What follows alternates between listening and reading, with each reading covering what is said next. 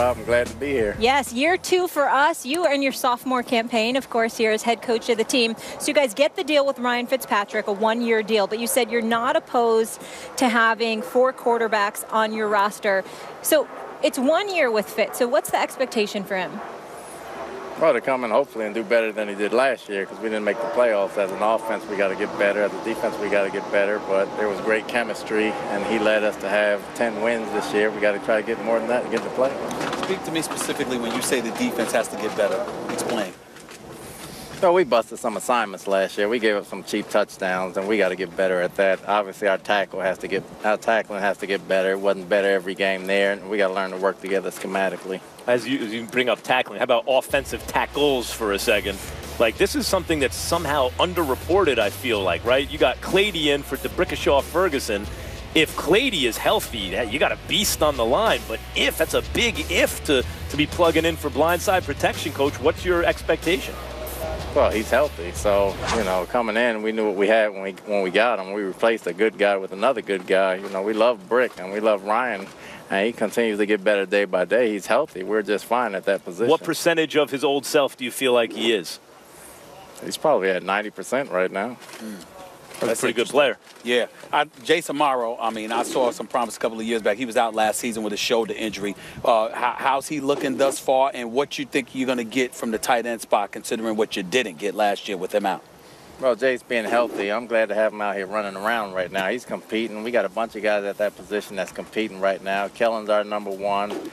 Tough blocker. Jace is coming in there. He's picking up the blocking very well. We all know he runs routes and catches the ball. He just has to stay healthy. If you had to pinpoint one particular reason of all the issues that you had last year, you still ended up finishing 10-6. If you had to pinpoint one reason as to why you guys didn't make the playoffs, what would it be?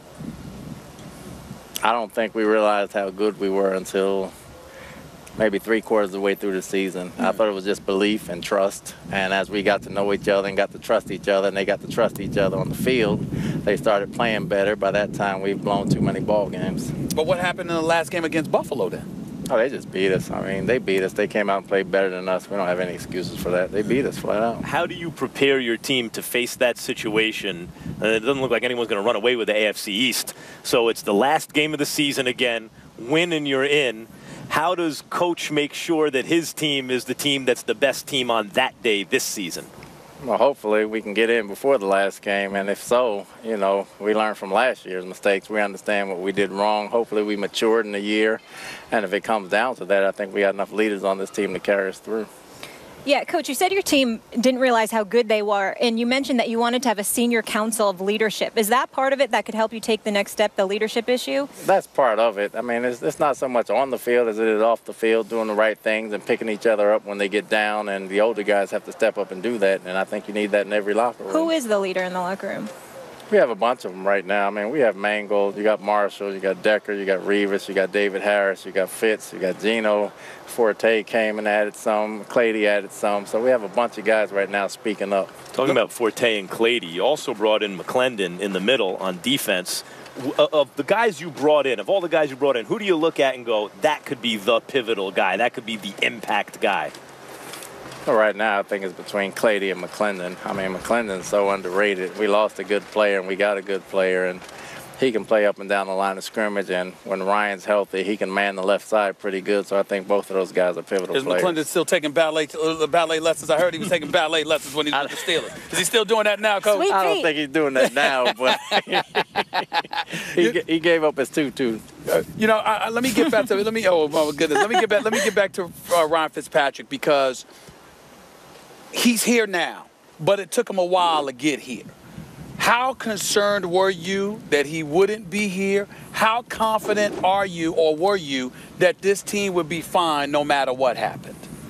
Well, like I said before, if he got here and got hurt, we would have to play without him. So we were preparing. As the season gets near, you got to start planning to play with who's here and not who's not here. So we felt Gino made some good strides in the spring, and he was taking some reps.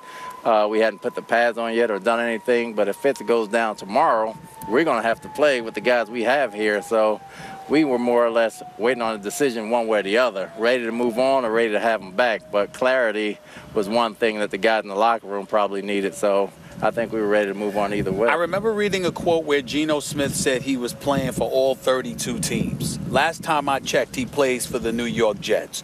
Any issue with that quote whatsoever?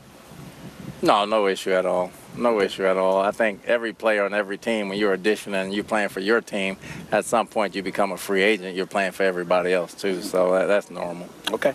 Boy, way to diffuse that, Coach. I thought he had you. Not at all. Just asking the question. Just asking the question. Year 2, what are you preaching?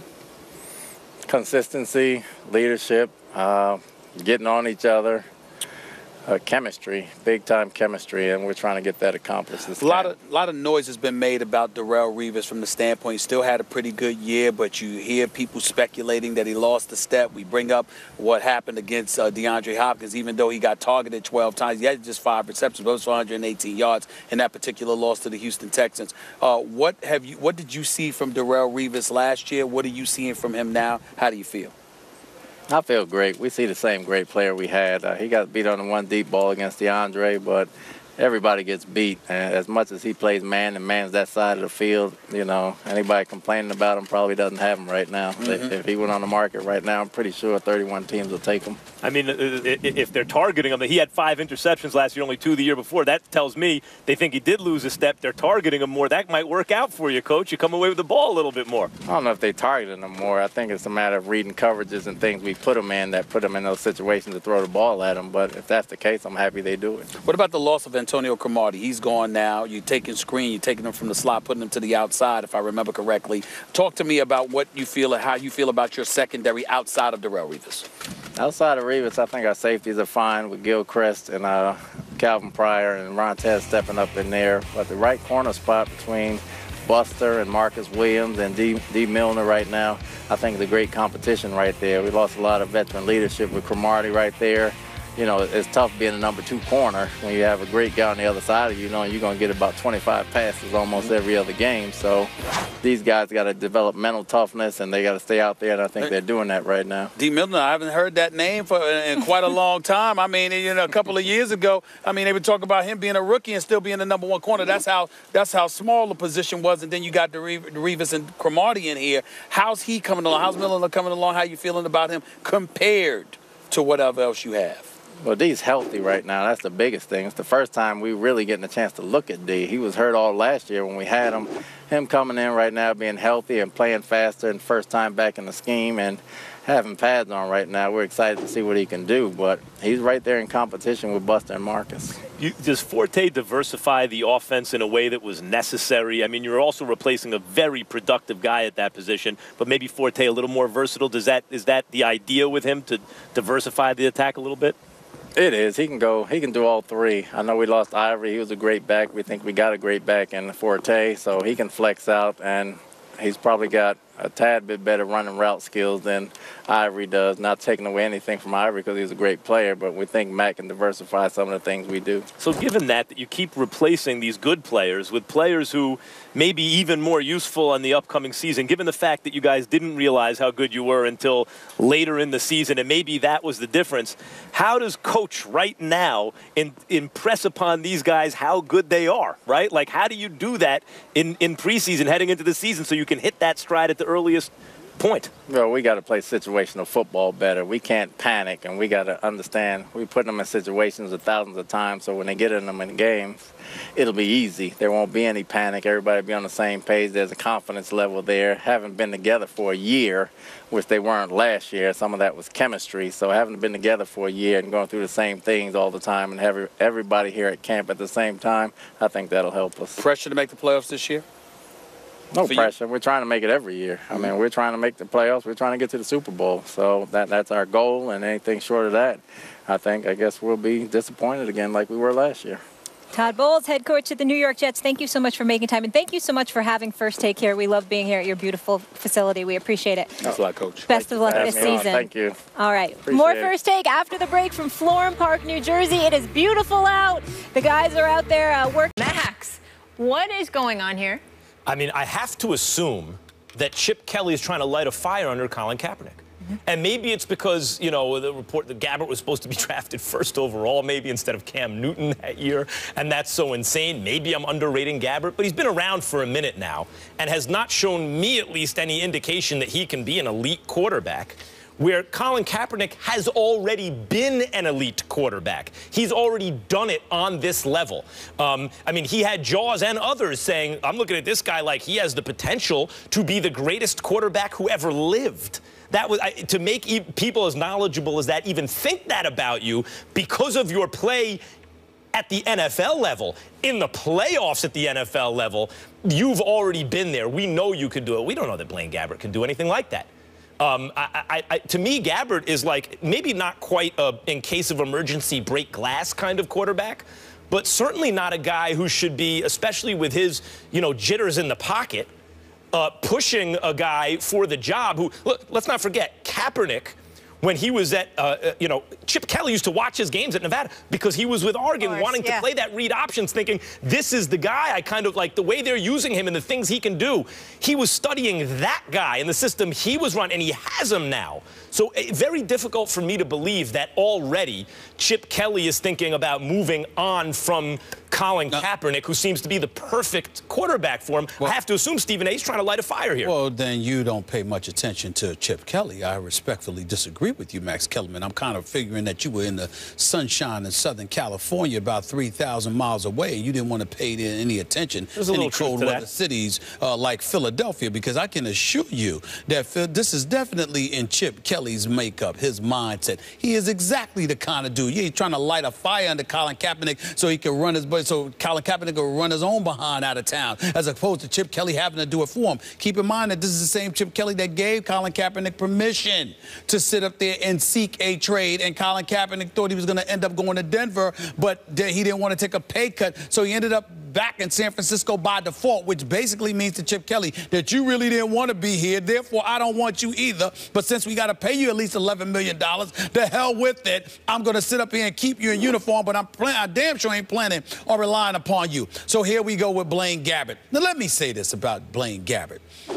I've never really watched Blaine Gabbert. I remember he got drafted 10th overall by Jacksonville in 2011. I remember seeing him a couple of times over the years where he looked as petrified as a lost puppy in the pocket, looked like he was shivering in his figurative boots, for crying out loud. Didn't appear to have any heart whatsoever. The flip side to this is that has a strong arm, has good athleticism, seems to have the tools in shorts to do a lot of different things. Yes, in other words, not in uniform. You know, when he's out there practicing, you know, he looks beautiful. He looks absolutely sensational, okay? But I'm going to defer to my boy that used to work here, my man Chris Carter. You know that Hall of Fame wide receiver that was an exceptional NFL I'm aware analyst? of him, yes. I'm gonna lean on him. What he used to make it a priority to say every Sunday morning at least, and sometimes on Mondays on Mike and Mike. Blaine Gabbert stinks. That's what he said. It's not me, because I'm not qualified to say somebody stinks if I've barely watched them, because Blaine Gabbert has no interest in me. I have no interest in Blaine Gabbert whatsoever. But Chris Carter watched him, and he kept saying, Blaine Gabbert stinks. That's what he said. And I'm going to go with that. I'm going to go with a Hall of Fame wide receiver telling me when a quarterback stinks. So wait, you're saying Jaws said on the one hand that Kaepernick has the chance, has the potential to be the best ever, and on the other hand, Chris Carter said Blaine Gabbert stinks. Yes, best ever stinks. Now, when it comes to Jaws, I would say I believe in Jaws as well. However, I'm imitating Jaws, Jaworski here. But here's the point. In the end, Colin Kaepernick, we've seen what he can do. We haven't really seen if Blaine Gabbert could do anything, even though he threw for 2,000 yards and 10 touchdowns last year with 7 interceptions. Here's what we have seen, and here's where your notion is outweighed. We've seen what Kaepernick has done. We haven't seen much from Gabbert, but we know who Chip Kelly is. And Chip Kelly is the kind of guy that will do everything he can to facilitate Blaine Gabbert getting the job for the sole express purpose that Colin Kaepernick wanted to leave. That's enough for Chip Kelly. He didn't want to be here. He didn't want to be here. He tried to leave. That's Chip Kelly. That's the Chip Kelly that's been in Philadelphia. You're assuming that Chip Kelly has learned nothing from his first stop in the NFL. Absolutely. Why assume that? Well, as a matter of fact, you know why. Because he got a job too fast? Because he got another job too fast? Because he got a job too fast, because of ego, and there's nothing to challenge it when you get a job that damn fast. If everybody's been telling me I stink and I'm wrong, but 3 weeks later, I'm getting $6 million a year after getting fired, what have I really learned? I will tell you. What have I learned? What you've learned is that your first job was a disaster, partly because you believe that... He's not going to say it's a disaster. He was 26 and 21. Partly because, well, you inherited a team, and then you made decisions over personnel, and then it became a disaster. Right. Like, based on your judgment and your ability to communicate with players, right? Right. And now you go to a place where the guy who you studied it when he was a college player and you were coaching a college team because you wanted to run elements of that thing is now your quarterback. Let's not forget also, Chip Kelly is pretty good at revamping a line, at least in terms of pass protection, right? In terms of pass blocking. Which is a weakness of the San Francisco 49ers. Some would say, listen, if you're Chip Kelly, you want to be able to run the football. And can that offensive line create holes? You've got Staley, but then a bunch of supplementary parts that none of us really know of. You got Carlos Hyde, who can run the football, but his durability might be a question mark, okay? You got Chip Kelly, who may decimate his defense because they're so exhausted because of the fast pace in which he wants to play, and these guys having to make the adjustment to that could be an adjustment as well. There's too many question marks. I think it's a mistake. Who are you starting, Cap or Gabbert? Me personally, I'm starting Colin Kaepernick. Me too. You know why? Because he's better. And Chip Kelly, job on the line, just win on Sunday. This kind of mentality, in the end, he's going to go for the better player. If Chip Kelly starts Colin Kaepernick, it will be because of Colin Kaepernick's ability to run the football, and because Blaine. Throw it down the field. I'm just telling you what he would believe, and because of that, and because Blaine Gabbert hasn't shown him enough. But if Blaine Gabbert shows him anything, if it's a close fight in any way, he's going to give Blaine Gabbert. You're going to run the read option with a guy who's jittery in the pocket? Yep. And slower than the other guy, and he can't throw it as far as the other guy? I think Chip already knows. The other guy went to a Super Bowl? The guy traded away. The guy, even though Nick Foles is nothing to brag at home about, the guy traded away Foles for Bradford. No, Foles was making less than $1 million. Bradford's making $13 million. And trade him away. Not that Bradford's been really good. He's so much better than Foles. He did do some things for a season, though. Huh? He did do some things for a season. Foles one season with Chip's offense, but otherwise has been terrible. Yes, he has. Very much so. We ain't arguing about that. You know who Chip wishes he had? One of these guys. Two of the best pass catchers in the league are getting ready to re-up their contracts. Who's more valuable, Gronk or Antonio Brown? That is a tough question. Stephen A. and Max answer it. It ain't tough for me. Oh. Debate of the Day is brought to you by Slim Jim. Have you been a responsible adult today? Stop it. Snap into a Slim Jim. Welcome back to Steelers Camp. First take on the road, day 2 of our training camp tour. We are at St. Vincent College. Now, we're seeing the dorms there. So, Ryan, do you have roommates when you stay there? Because you stayed there. You do. Your first 5 years, you do. And then you get to be the big-time guy. And you get your own. You get your own in a twin bed. room. And you guys are in those twin beds. You might be pushing them together. I jumped out of it my first year. Had a bad dream. I don't blame you. All right. Welcome back, everybody. We're going to start here. We have some power rankings. Sports Illustrated released their annual preseason power rankings as we head into the NFL season. So take a listen here. You can see the list right up there. Leading the pack is the Cardinals, followed by the Panthers, Steelers at number 3, Patriots at 4, and number 5 is the Broncos. Stephen A., let's start with you. Steelers number 3.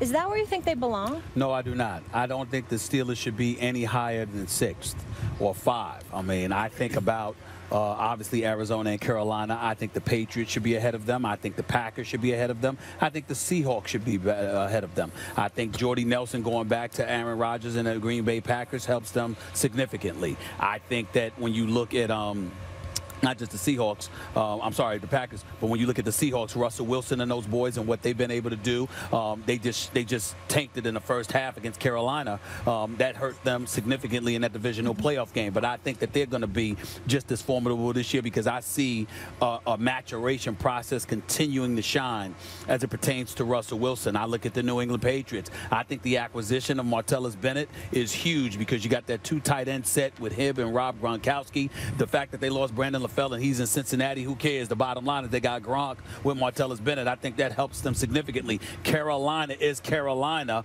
And on top of it all, Kelvin Benjamin is back, looking bigger, stronger, faster than ever. And, of course, Arizona is no joke. And now that they've re-upped Tyrann Mathieu, which we just finished talking about, I think that helps them as well. And Carson Palmer is no joke, even though at times he can appear to be in particular pivotal moments in the postseason. Bottom line is he can play this game. We see what happens. But the reason why also, and the primary reason why I believe that the Pittsburgh Steelers are too high is because even with Martavis Bryant out and Le'Veon Bell is scheduled to miss 4 games, I look at the Steelers offense still as a juggernaut, but their defense is suspect. They missed this brother right here. They miss a few other guys, and I look at them right now, and I'm just not satisfied. Their passing game was anemic. I know they've drafted on the defensive side of the ball. They've gotten younger. They've gotten some speed. I get that. Jarvis Jones still a huge question mark. Shazier and Timmons and those boys, we'll see what happens along with Stephon Tuitt. I'm just looking at them right now,